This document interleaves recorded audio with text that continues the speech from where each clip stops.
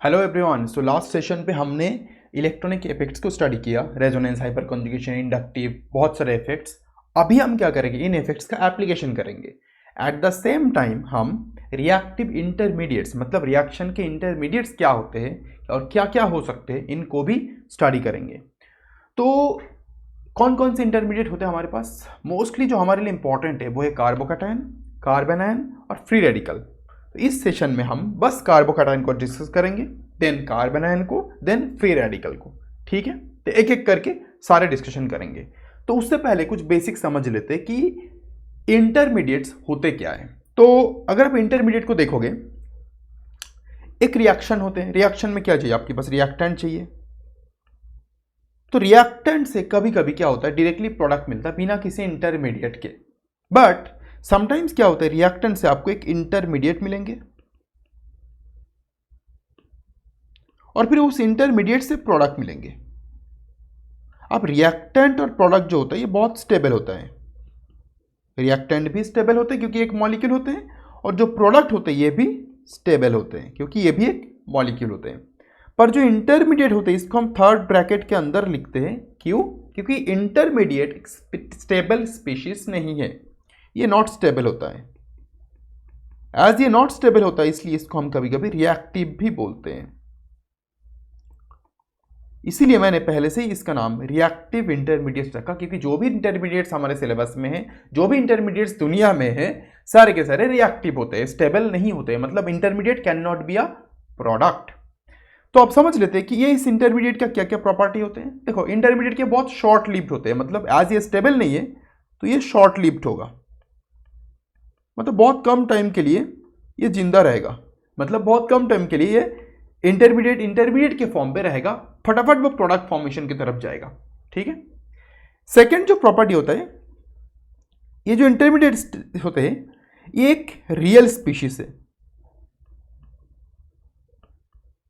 और इनको आप स्टडी भी कर सकते हो। स्टडी करना मतलब आपको लगेगा इंटरमीडिएट तो स्टेबल नहीं है, मतलब ये फॉर्म होता नहीं होगा। नहीं, इंटरमीडिएट बहुत कम टाइम के लिए फॉर्म होता है, फिर फटाक से वो प्रोडक्ट फॉर्म कर लेता है। क्यों? क्योंकि वो खुद स्टेबल तो है नहीं।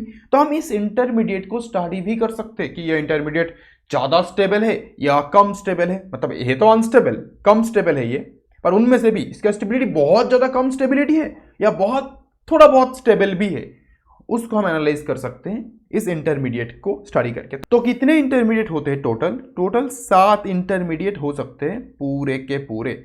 चलो एक एक करके सारे इंटरमीडिएट्स देख लेते हैं क्या क्या इंटरमीडिएट हो सकते हैं, और उसके बाद जो इंटरमीडिएट हमें डिस्कस करना है, जो हमारे लिए इंपॉर्टेंट है, उन्हीं को हम डिस्कस करेंगे। एक तो आपका कार्बोकैटायन हो सकता है, दूसरा कार्ब एनायन हो सकता है, कार्बो एनायन नहीं, कार्ब एनायन। तीसरा फ्री रेडिकल हो सकता है,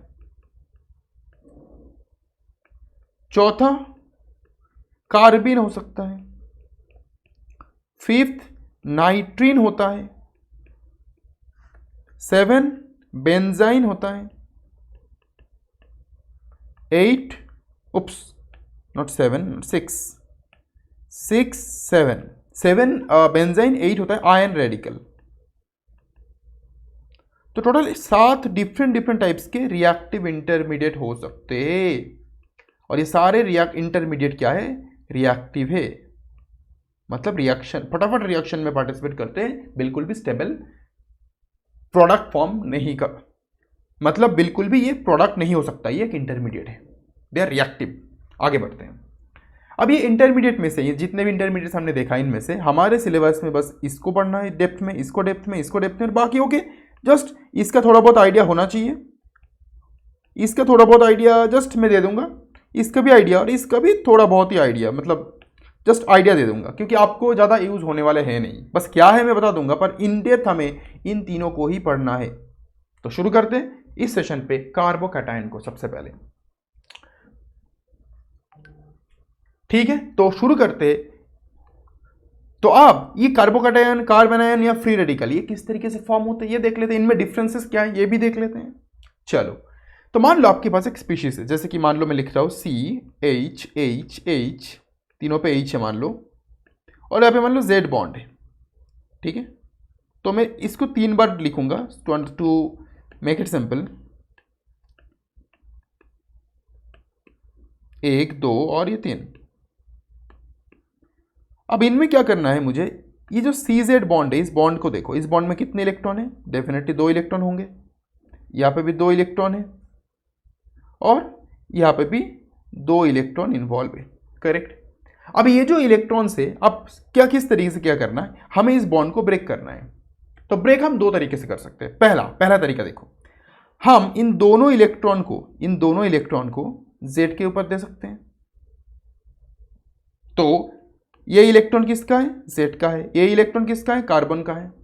तो दोनों इलेक्ट्रॉन को जब हम Z के ऊपर देंगे तो कार्बन ने क्या किया, अपना एक इलेक्ट्रॉन लूज किया, कौन सा, ये वाला, क्योंकि ये तो Z का था, तो कार्बन ने अपना एक लूज किया, तो इसलिए कार्बन के ऊपर क्या होगा, एक पॉजिटिव चार्ज क्रिएशन होगा,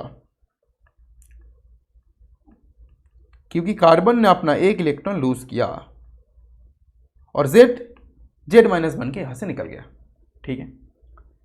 तो ये यहां पे हमने क्या किया, इन दोनों इलेक्ट्रॉन को पूरी तरीके से Z को दे दिया, मतलब इन दोनों इलेक्ट्रॉन के ऊपर अभी Z का हक है। तो इसीलिए जब इस बॉन्ड को हमने ब्रेक किया और इस कार्बोकैटायन को बनाया, इस बॉन्ड ब्रेकिंग को हम बोलते हैं हेटेरोलाइटिक क्लीवेज, ठीक है। आगे बढ़ते हैं, अब सेकंड केस ले लो। इस केस में, अब इस केस में हम क्या करेंगे, अब उल्टा करेंगे, मतलब ये जो 2 इलेक्ट्रॉन है, इन दोनों इलेक्ट्रॉन को अब मैं कार्बन पे लेके आऊंगा, मतलब ये इलेक्ट्रॉन बिलोंग्स टू Z, ये electron belongs to carbon, but हम दोनों इलेक्ट्रॉन को कार्बन को दे देंगे। तो Z क्या करेगा, Z अपना ये इलेक्ट्रॉन Z का जो था वो लूज करेगा, और कार्बन को, ये इलेक्ट्रॉन तो कार्बन का ही था, एक एक्स्ट्रा इलेक्ट्रॉन कार्बन को मिल जाएगा। इससे कार्बन के ऊपर, कार्बन एज एक एक्स्ट्रा इलेक्ट्रॉन गेन किया है, तो इसलिए कार्बन के ऊपर एक नेगेटिव चार्ज फॉर्मेशन होगा। So let me right it. So C और एक इलेक्ट्रॉन ये, और दूसरा तो एक्स्ट्रा आया वो ये, तो ये दोनों इलेक्ट्रॉन को हम एक माइनस साइन से रिप्रेजेंट करेंगे, और ये आपका हो गया carb anion. Similarly free radical क्या होगा, तो इस केस में भी क्या हुआ, यहां पे भी हेटेरोलाइटिक क्लीवेज ही हुआ है इस बॉन्ड का। Got it. आगे बढ़ते तीसरा, और ये बहुत इंटरेस्टिंग है। अगर आप इसको देखोगे तो इसमें क्या होता है, चलो देख लेते हैं। इस केस में ये जो बॉन्ड है, इस बॉन्ड के एक इलेक्ट्रॉन इस तरफ जाएगा Z के पास, और एक इलेक्ट्रॉन इस तरफ जाएगा। अब देखना, यहाँ पे मैंने अलग तरीके का एरो यूज किया है। पहले मैं क्या कर रहा था, फुल एरो यूज कर रहा था मैं। अगर आप इसको देखोगे, ये फुल एरो है, ये फुल एरो है, ये फुल एरो है, बट ये जो एरो है ये हाफ एरो है। हाफ एरो और फुल एरो में डिफरेंसेस क्या है, देखो, जब आपको 2 इलेक्ट्रॉन का मूवमेंट दिखाना होता है तो आप इस तरीके से फुल एरो यूज करते हो, एक इलेक्ट्रॉन का मूवमेंट दिखाना होता है तो हाफ एरो यूज करना है, यही डिफरेंस है। तो यहाँ पे क्या हो रहा है, ये जो जब बॉन्ड ब्रेक हो रहा है, आधा इलेक्ट्रॉन, इस बॉन्ड में 2 इलेक्ट्रॉन है, तो इन दोनों इलेक्ट्रॉन में से ये जो कार्बन का इलेक्ट्रॉन है वो कार्बन के पास ही आ रहा है, Z का इलेक्ट्रॉन Z के पास ही जा रहा है, और ये बॉन्ड टूट रहा है। इस केस में आपको क्या मिलेगा, अगर आप इसको ब्रेक करोगे तो आपको मिलेंगे इस तरीके के स्पीशीज, CHHH, देख लो एक बार, और यहाँ पे एक डॉट, इसको हम बोलते हैं फ्री रेडिकल। तो इसके साथ साथ और क्या क्या फॉर्म हुआ, फर्स्ट केस में आपको मिला यहाँ पे Z माइनस, जो किसी काम का नहीं है आपके, सेकंड केस में आपको मिला Z प्लस, थर्ड केस में आपको मिला Z के ऊपर एक डॉट, बस। तो पहले जो स्पीशीज इसको हम बोलते हैं कार्बोकैटायन, क्योंकि कार्बन पे पॉजिटिव चार्ज, तो carbocation, cation means positive charge. Second को हम बोलेंगे कार्ब एनायन, एंड थर्ड को हम बोलेंगे free radical,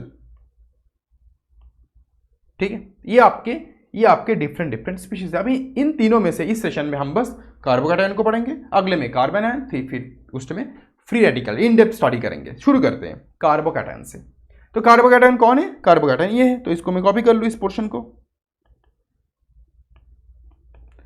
this is our carbocation. अब इस कार्बोकैटायन की क्या क्या प्रॉपर्टीज है, तो इस कार्बन के पास अभी देखो 3 बॉन्ड दिख रहे हैं आपको, 3 हाथ है इसके, तो इस कार्बोकैटायन को मैं इस तरीके से भी रिप्रेजेंट कर सकता हूँ, कार्बन 1 हाइड्रोजन, 2 हाइड्रोजन, 3 हाइड्रोजन, और इसके पास एक प्लस क्यों, क्योंकि एक इलेक्ट्रॉन की कमी है कार्बन के पास। क्यों कमी है, देखो कार्बन का अपना 1 इलेक्ट्रॉन, 2 इलेक्ट्रॉन, 3 इलेक्ट्रॉन, कार्बन का अपना इलेक्ट्रॉन 3, चौथा इलेक्ट्रॉन गायब, तो इसलिए 1 इलेक्ट्रॉन की कमी, कार्बन का अपना, तो इसलिए एक पॉजिटिव।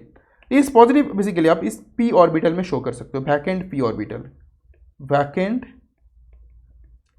ऑर्बिटल। तो कार्बोकैटायन को आप इस तरीके से भी ड्रॉ कर सकते हो। आप कुछ प्रॉपर्टीज लिख लेते हैं, जैसे कि इस कार्बोकैटायन के टोटल, कार्बोकैटायन में जो कार्बन है इसके टोटल वैलेंस इलेक्ट्रॉन कितने हैं, मतलब देख लो 1 2 3 4, let me highlight this, 1 2 3 4 5 6 plus, मतलब कोई भी इलेक्ट्रॉन नहीं तो 6 इलेक्ट्रॉन। इसमें कोई अनपेयर्ड इलेक्ट्रॉन है? नहीं, बिल्कुल नहीं है, तो 0 है। क्या कोई बॉन्ड पेयर है? हाँ बॉन्ड पेयर है। कितने बॉन्ड पेयर है? 1 2 3, 3 बॉन्ड पेयर है। लोन पेयर है कोई? मतलब ये तो बॉन्ड पेयर ऑफ इलेक्ट्रॉन है, लोन पेयर मतलब एक्स्ट्रा इलेक्ट्रॉन है? बिल्कुल नहीं है, 0 है। ये इलेक्ट्रॉन रिच है, इलेक्ट्रॉन डेफिशिएंट है। अगर आप कार्बन को देखोगे, कार्बन के पास 1 2 टोटल 3 4 5 6, टोटल 6 इलेक्ट्रॉन है, मतलब ये एक सेक्सटेट स्पीशीज है। अगर ये सेक्सटेट है मतलब ऑक्टेट नहीं है, ऑक्टेट से कम है मतलब ये इलेक्ट्रॉन डेफिशिएंट है, रिच नहीं है। नेक्स्ट आगे बढ़ते हैं। इसका हाइब्रिडाइजेशन क्या है? बहुत सिंपल है, मैंने हाइब्रिडाइजेशन पे आपको सिखाया था। इस कार्बन के पास कितने बॉन्ड है? 1 बॉन्ड 2 बॉन्ड 3 बॉन्ड, और तीनों बॉन्ड क्या सिग्मा है? करेक्ट, लोन पेयर तो है नहीं, तो 3 सिग्मा मतलब कौन सा hybridisation? sp2 hybridisation. Got it. आगे बढ़ते हैं। और sp2 हाइब्रिडाइजेशन है तो आपने केमिकल बॉन्डिंग में आई थिंक पढ़ा होगा, sp2 hybridisation belongs to which geometry? Trigonal, let me just write it, planar geometry, trigonal planar geometry, you get. Next lastly magnetic nature. देखो इस मैग्नेटिक नेचर क्या है? मैग्नेटिज्म दो क्या तरीके के होंगे, पैरा डाया। पैरा मतलब अनपेयर्ड इलेक्ट्रॉन होंगे, डाया मतलब कोई भी अनपेयर्ड इलेक्ट्रॉन नहीं। इसमें कोई अनपेयर्ड इलेक्ट्रॉन है? बिल्कुल नहीं, तो ये एक डाया मैग्नेटिक स्पीशीज है, बस, दैट्स ऑल। तो इस तरीके से आप कार्बोकैटायन को स्टडी करोगे। This are the properties of carbocation. अब हम क्या करते हैं? कार्बोकैटायन को स्टेबलाइज करते हैं। तो कार्बोकैटायन दिखता कैसा है? कार्बोकैटायन इस तरीके का दिखता है, करेक्ट। तो मतलब इस कार्बन पे इलेक्ट्रॉन ये कार्बन पे इलेक्ट्रॉन की कमी है, तो ये इलेक्ट्रॉन डेफिशिएंट है। अब यहाँ पे मैं हाइड्रोजन एटम पुट नहीं कर रहा हूँ, कुछ और ग्रुप पुट कर रहा हूँ, एक्स कर रहा हूँ, वाई कर रहा हूँ, जेड कर रहा हूँ, कोई भी ग्रुप पुट कर रहा हूँ। अब इस पॉजिटिव चार्ज को, ये जब इलेक्ट्रॉन डेफिशिएंट है मतलब कार्बोकैटायन में कार्बन इलेक्ट्रॉन डेफिशिएंट है, अब इलेक्ट्रॉन डेफिशिएंसी को, इलेक्ट्रॉन डेफिशिएंट सिस्टम को स्टेबल कैसे करोगे? इससे और इलेक्ट्रॉन को लेके या फिर इसके इलेक्ट्रॉन देके। मतलब आप बहुत अगर भूखे हो इलेक्ट्रॉन के, आप मान लो आपको भूख लगा है, तो आप अपने आप को खुश कैसे करोगे, स्टेबल कैसे करोगे? खाना खा के, डेफिनेटली भूख मिटा कर। ऐसा तो नहीं होगा ना कि आपको भूख लगा है और मैं उल्टा आपको और आपके पेट से खाना जो भी है उसको भी निकाल रहा हूँ, फिर तो आप और भूखे बन जाओगे ना, काइंड ऑफ। तो यहाँ पे कार्बोकैटायन में कार्बन भी इलेक्ट्रॉन की कमी है, इसको फुलफिल अगर हम कर दे किसी तरीके से, इलेक्ट्रॉन का अमाउंट बढ़ा दे कार्बन पे, तो क्या हो सकता है? इलेक्ट्रॉन की कमी है, कमी पूरी हो सकती है और ये न्यूट्रलाइजेशन की तरफ जा सकता है, पॉजिटिव चार्ज के न्यूट्रलाइजेशन की तरफ, इससे ये स्टेबल हो जाएगा। मतलब हमें इलेक्ट्रॉन को ये एक्स ग्रुप हो, वाई ग्रुप हो या जेड ग्रुप हो, अगर ये इलेक्ट्रॉन को पुश करेगा इस तरफ, these groups must push electron to stable carb, C plus मतलब कार्बोकैटायन।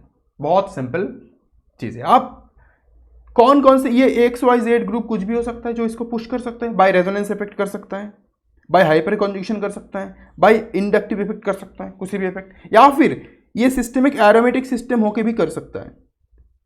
तो हमेशा अगर आप स्ट्रेन देखोगे, एरोमेटिक सिस्टम का स्टेबिलिटी सबसे ज्यादा होता है, फिर रेजोनेंस वाला, फिर हाइपर कॉन्जुगेशन वाला, फिर इंडक्टिव वाला। ठीक है, ये तो आपको ऑलरेडी पहले से पता था, ये मैंने एरोमेटिक को एक्स्ट्रा ऐड किया कि एरोमेटिक में रेजोनेंस तो होता ही है, प्लस साइक्लिक एरोमेटिक है और ज्यादा स्टेबिलिटी इसका बढ़ जाता है। ठीक है, आगे बढ़ते हैं, कुछ एग्जांपल्स कर लेते हैं। जैसे कि यहाँ पे एक मिथाइल रेडिकल है, फिर ये 1 डिग्री, ये मिथाइल डिग्री, मिथाइल मतलब 0 डिग्री बोलेंगे, ये 1 डिग्री, ये 2 डिग्री और ये 3 डिग्री। इनमें से स्टेबिलिटी किसका ज़्यादा है, किस कार्बोकैटायन का? देखो यहाँ पे हाइड्रोजन एटम है तीनों, कुछ इफेक्ट नहीं दिखाता। ये मिथाइल ग्रुप है, कौन सा इफेक्ट दिखाता? प्लस आई और हाइपर कॉन्जुगेशन, इससे क्या होगा? इलेक्ट्रॉन को पुश करेगा। मैंने आपको ऑलरेडी दिखाया कैसे करते हैं, प्लस आई और हाइपर कॉन्जुगेशन, यस। तो जब ये CH2 ग्रुप इलेक्ट्रॉन को पुश करेगा टुवर्ड्स दिस कार्बन, ये क्या होगा? इलेक्ट्रॉन की जो डेफिशिएंसी है कार्बन में वो पूरा होगा, तो ये स्टेबल होगा। यहाँ पे 2 मिथाइल ग्रुप इलेक्ट्रॉन को पुश करेगा, दोनों मिलकर, तो ज़्यादा डेफिशिएंसी फुलफिल होगा। यहाँ पे तीनों मिथाइल ग्रुप इलेक्ट्रॉन को पुश करेगा by plus I and hyperconjugative effect, और ज़्यादा इलेक्ट्रॉन डेफिशिएंसी फुलफिल होगा। मतलब सबसे ज़्यादा स्टेबल स्पीशीज हुआ ये, क्योंकि इसका जो कार्बोकैटायन पे पॉजिटिव चार्ज है मतलब इलेक्ट्रॉन डेफिशिएंसी है, उसको फिल किया जा रहा है 3 मिथाइल ग्रुप के द्वारा bye there plus I and hyperconjugative effect. Resonance किसी में नहीं होगा। तो सबसे स्टेबल कौन हुआ? ये हुआ। फिर ये हुआ, फिर ये हुआ, तो ये आपका हो गया stability order. Got it, done. Moving to the next example. अगर आप इसमें देखोगे इसको स्टेबलाइज कैसे करना है। देखो बात ये कि इसमें इन दोनों स्पीशीज में रेजोनेंस होता है। कैसे होता है मैं दिखाता हूं। इस तरीके से रेजोनेंस किया तो इस तरीके से ड्रॉ कर सकते हो, और यहाँ पे इस तरीके से रेजोनेंस किया तो इस तरीके से ड्रॉ कर सकते हो। मैं अब ड्रॉ करके आपको दिखाता हूँ। Oops, let me use a different colour. तो यहाँ पे प्लस आ गया, दिस डबल बॉन्ड CH2। अगले स्टेप में यहाँ पे रेजोनेंस इस तरीके का होगा, मतलब यहाँ पे पॉजिटिव चार्ज का डीलोकलाइजेशन हो रहा है।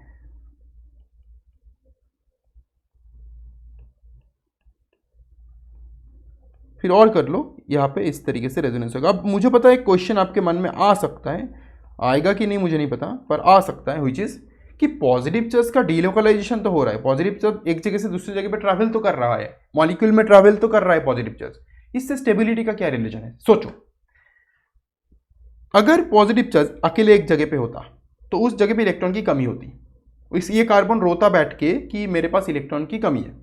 पर अगर पूरे सिस्टम में थोड़ी देर के लिए, फ्रैक्शन ऑफ सेकंड के लिए, अगर मान लो पॉजिटिव चार्ज हर एक कार्बन पे जो ट्रैवल कर रहा है, तो किसी कार्बन को फील नहीं होगा कि मेरे को मैं इलेक्ट्रॉन का भूखा हूं। ठीक है। And because of this phenomena क्या होता है, बिकॉज ऑफ दिस फेनोमेना ये पूरे के पूरे जो स्पीशीज है ये लगता है कि इसको लगता है ये न्यूट्रलाइज हो चुका है, क्योंकि एक कार्बन पे पॉजिटिव चार्ज नहीं है, एक कार्बन इलेक्ट्रॉन का भूखा नहीं है। इसीलिए जब किसी भी चार्ज का डीलोकलाइजेशन होता है, ऐसा लगता है कि चार्ज पूरे मॉलिक्यूल में स्प्रेड हो गया, तो उसको लगता है कि हाँ मेरा चार्ज है ही नहीं। क्योंकि कभी ये कार्बन रो रहा था, फिर देखो 3 बार ये खुश हो गया ऑक्टेट फुलफिलमेंट के कारण। अब ये कार्बन रो रहा है, बाकियों में ये कार्बन खुश है, ऐसा है। ठीक है, आगे बढ़ते हैं। इस स्पीशीज को देख लो, इसमें अगर आप रेजोनेंस करोगे तो क्या दिखता है, CH3 CH single bond CH double bond CH2, same reason है यहाँ पे। ठीक, यहाँ पे भी देखो रेजोनेंस प्रॉपर्ली हो रहा है, पर यहाँ पे एक ही स्ट्रक्चर आपको मिलेंगे। तो ये जो कार्बन है, इस कार्बन को हम बोलते हैं बेंजाइलिक, इस कार्बन को बोलते हैं एलाइलिक। बेंजीन रिंग के साथ अटैच्ड कार्बन को हम बेंजाइलिक कार्बन बोलते हैं, और बेंजाइलिक कार्बन पे पॉजिटिव है तो इसको बेंजाइलिक कार्बोकैटायन बोलेंगे। और ये हमारा डबल बॉन्डेड कार्बन, ये डबल बॉन्डेड कार्बन है, डबल बॉन्डेड कार्बन के साथ अटैच्ड कार्बन का हम attached sp single bonded carbon को हम क्या बोलते हैं, एलाइलिक कार्बन। तो एलाइलिक कार्बोकैटायन हो जाएगा ये। ठीक है, ग्रेट। तो ये बेंजीन के साथ अटैच्ड कार्बन को benzylic carbon, double bonded carbon के साथ सिंगल बॉन्ड के थ्रू अटैच्ड कार्बन को एलाइलिक कार्बन बोलते हैं, उसमें जो प्लस होते हैं उसको कार्बोकैटायन बोल देंगे। तो इसमें 4 रेजोनेट, इसको लेके 1 2 3 4, इसको लेके 2, 4 रेजोनेटिंग स्ट्रक्चर, 2 रेजोनेटिंग स्ट्रक्चर। जितना नंबर ऑफ रेजोनेटिंग स्ट्रक्चर ज्यादा उतना स्टेबिलिटी ज्यादा। तो I hope you understood. This is first one is benzylic carbocation is more stable then allylic carbocation. ठीक है, आगे बढ़ते हैं। अब इन तीनों और ले लो, ये सारे के सारे देखो बेंजीन रिंग के कार्बन के साथ अटैच्ड कार्बोकैटायन, मतलब सारे बेंजाइलिक कार्बोकैटायन है। स्टेबलाइज कैसे करना है, तीनों में रेजोनेंस होगा। देख सबसे सीधे देखो, इसमें भी रेजोनेंस इस तरीके से होगा, मैं बस एक झटके में आपको दिखा रहा हूँ। इसमें रेजोनेंस होगा इस तरीके से, इसमें रेजोनेंस होगा इस तरीके से, और इसमें भी रेजोनेंस होगा इस तरीके से। ठीक है, तो हम करें तो क्या करें, कर लेते रेजोनेंस, क्या दिक्कत है। तो मैं एक में कर लेता हूँ और बाकी में कॉपी कर लूँगा। ठीक है, so let me do it. तो आप यहाँ पे दोगे दिस, एंड देन यहाँ पे एक प्लस होगा, फिर यहाँ पे दोगे, यहाँ पे एक प्लस होगा,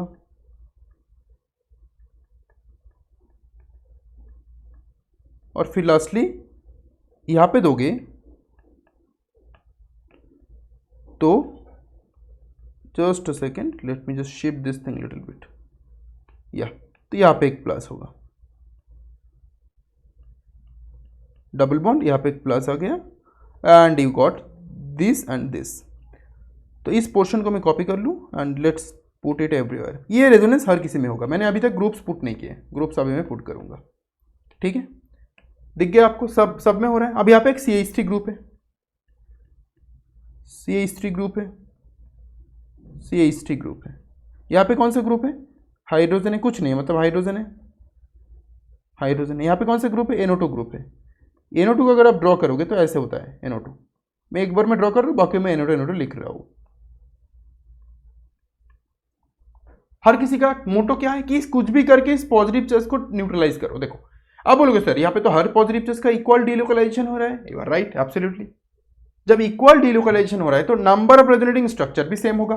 तो नंबर ऑफ रेजोनेटिंग स्ट्रक्चर देख के आप इसका स्टेबिलिटी डिसाइड नहीं कर सकते। क्या करना है, अगर आप डिफरेंशिएशन देखोगे, ये CH3 ग्रुप है, हाइड्रोजन एटम है, NO2 ग्रुप है, इनमें ही डिफरेंस है, बाकी सब कुछ सेम है। मतलब जो हमें इनके स्टेबिलिटी देखना है वो इन ग्रुप के रेस्पेक्ट में ही देखना है। तो मिथाइल ग्रुप क्या देता है, +I और हाइपर कॉन्जुगेटिव इफेक्ट देता है, हाइड्रोजन कुछ नहीं देता। और NO2 ग्रुप -M और -I बोल सकते हो, -M और -I इफेक्ट देता है। मतलब ये इसके पास विथड्रॉइंग इलेक्ट्रॉन को खींचता है अपनी तरफ, मतलब इलेक्ट्रॉन को पुल करता है, और ये इलेक्ट्रॉन को पुश करता है।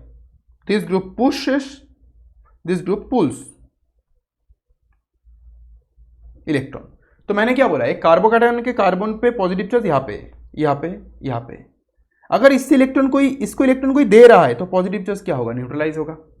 और अगर इससे इलेक्ट्रॉन कोई ले रहा है तो पॉजिटिव चार्ज क्या होगा, और पॉजिटिव बन जाएगा, और भूखा बन जाएगा। तो बिल्कुल स्टेबल नहीं है ये, और बहुत स्टेबल है ये, और ये कुछ नहीं कर रहा है, तो बीच का है। तो अगर हम स्टेबिलिटी ऑर्डर देखेंगे तो ये सबसे स्टेबल, देन दिस, तो ये आपका होगा SO, मतलब stability order. So I hope आपको ये पूरी तरीके से समझ में आ गया होगा। कोई डाउट है तो कमेंट में पूछ सकते हो। आगे बढ़ते हैं। अब यहाँ पे मैंने किया कि आपके सिंप्लिसिटी के लिए, ताकि आपको लाइफ में स्ट्रगल ना करना पड़े, मैंने सारे के सारे यहाँ पे, आप you can just copy it down, सारे के सारे कार्बोकैटायन और उनके स्टेबिलिटी ऑर्डर प्रॉपरली मैंने दे के रखा है। जस्ट लुक एट दिस, ठीक है।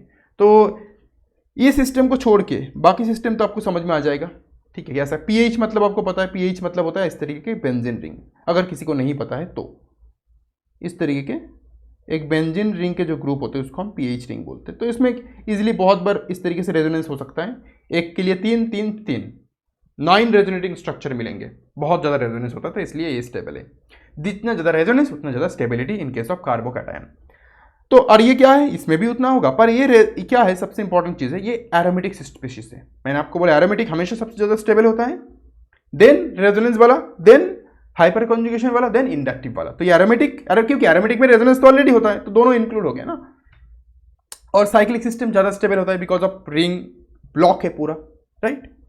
तो this is why I have given you this order. तो इसको एज अ रेफरेंस लेके आप पूरे, मतलब सारे कार्बोकैटायन को स्टेबिलिटी चेक कर सकते हो। अब बोलोगे सर तो फिर ये 3 मेंबर रिंग वाला सिस्टम क्यों इतना ज़्यादा स्टेबल है, इसमें क्या होगा। एक्चुअली ये जो स्पीशीज है इनमें एक अलग टाइप का रेजोनेंस देखने को मिलता है, उसको हम बोलते हैं dancing resonance. Yes, you heard me right, dancing resonance, got it. तो अब इसमें मैं दिखाता हूँ थोड़ा सा कैसे होता है। ये 3 मेंबर रिंग है, बिल्कुल भी स्टेबल नहीं होता। तो इस कार्बन को स्टेबलाइज करने के लिए बॉन्ड इस तरीके से ब्रेक हो जाता है, इस तरह, और इसको बोलते हैं डांसिंग रेजोनेंस, ठीक है। तो सेम इसमें 3 इस तरीके के ग्रुप है तो ज़्यादा रेजोनेंस होगा, इसमें कम है कम होगा, इसमें और कम है तो और कम होगा। पर ये डांसिंग रेजोनेंस बहुत फेवरेबल है, बहुत ज़्यादा स्टेबलाइज करता है, क्योंकि ये बिल्कुल भी स्टेबल स्पीशीज नहीं है, स्टेबल रिंग नहीं है। तो इंस्टेंटली ये क्या करता, कार्बोकैटायन को स्टेबल करने के काम पे लग जाता है। समझ में आ गया। तो this is what carbocation is. मैंने आपको कार्बोकैटायन के पूरे स्टेबिलिटी ऑर्डर दे दिए। आप इसके कुछ MCQ एग्जांपल्स भी है, तो आप, मैं एक्सपेक्ट कर रहा हूँ कि आप इनको घर पे सॉल्व करोगे और मुझे इसका चैट में कमेंट में MCQ का आंसर बताओगे, ठीक है। एक MCQ और एक MCQ। तो दैट्स ऑल। ये दोनों का आंसर आपको बताना है, जो आपने समझे उसके बेस पे। अगर आप बता पा रहे हो मतलब आप समझ गए हो, अगर नहीं बता पा रहे हो तो आपको फिर से क्लास देखने पड़ेंगे, फिर से आपको वीडियो देखने पड़ेंगे। तो चलो मिलते हैं अगले सेशन पे। अगले सेशन पे हम कार्ब एनायन को स्टडी करेंगे और उसको स्टेबल किस तरीके से किया जाता है उसको भी स्टडी करेंगे, ठीक है।